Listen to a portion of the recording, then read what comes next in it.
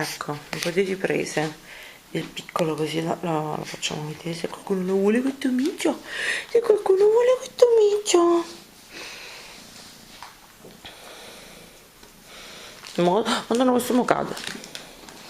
Madonna, che cosa c'ha con le ossa piccolo? Deve essere quello che non mangia e che vomita, non le ossa. Comunque affettuosissimo. Che hai mangiato tu stamattina?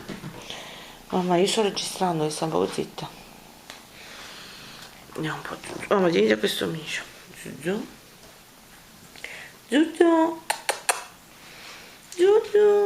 Mamma mia, che bei micioloni.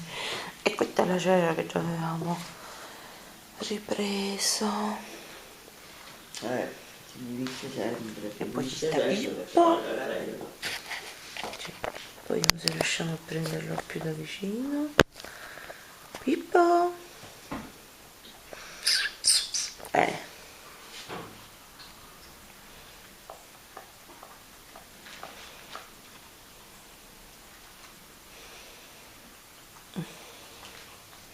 E questo è l'altro micetto.